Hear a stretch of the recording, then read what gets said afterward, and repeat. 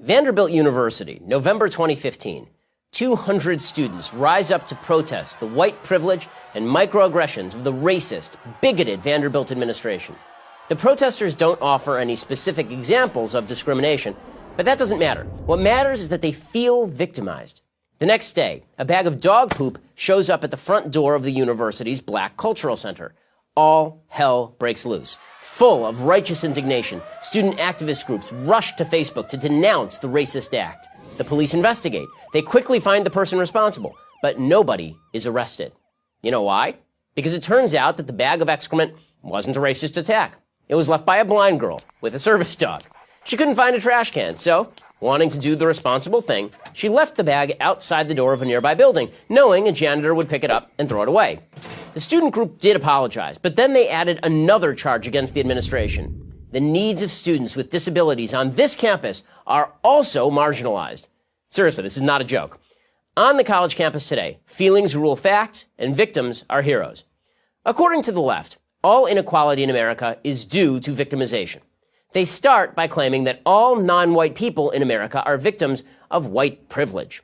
Then come women. They're all victims of the patriarchy. Then come gays and lesbians and the transgendered. They're all victims of our heteronormative and homophobic society.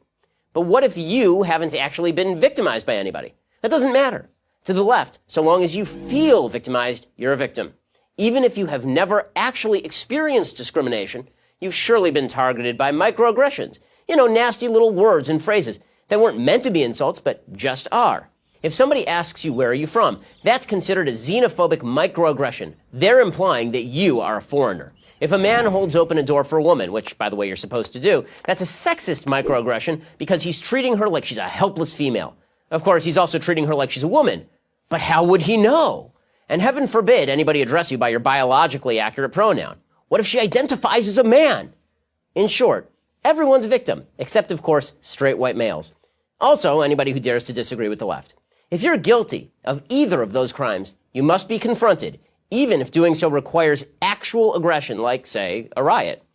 Here's a trick the left plays to justify their violence. First, they say it's okay to punch Nazis. Then they say that every conservative, in fact, everybody they disagree with, is a Nazi. But here's the biggest problem with the left's argument. They're based on feelings, not facts. Take white privilege. The only real privilege in America is American privilege. Everybody in America has it. More than citizens of any other country in the world, the privilege to make your own decisions and live the life you choose. According to the liberal Brookings Institution, if you make just these 3 decisions, you'll do fine. And with drive and ambition, you'll probably do better than fine. First, finish high school. Second, don't have babies before you're married. Third, hold down a job. If you do these 3 things, you'll be on your way to the privilege of middle-class life, regardless of race, ethnicity, sexual orientation, or gender. Also, there's no patriarchy. Women already make up the majority of college graduates. According to Time magazine, young single women without kids already earn more than their male counterparts. Oh, and gay and lesbian couples, they earn more than their straight counterparts too. These are facts, and facts don't care about your feelings. Neither will your employer if you get a job after you leave school.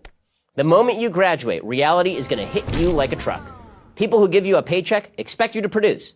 They expect you to work hard. And all the claims of victimhood, all the whining, well, nobody cares.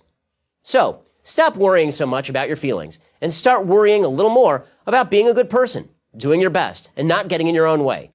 If you don't, the only thing you'll be a victim of is yourself. I'm Ben Shapiro, editor of the Daily Wire for Prager University. To keep these videos free, click here.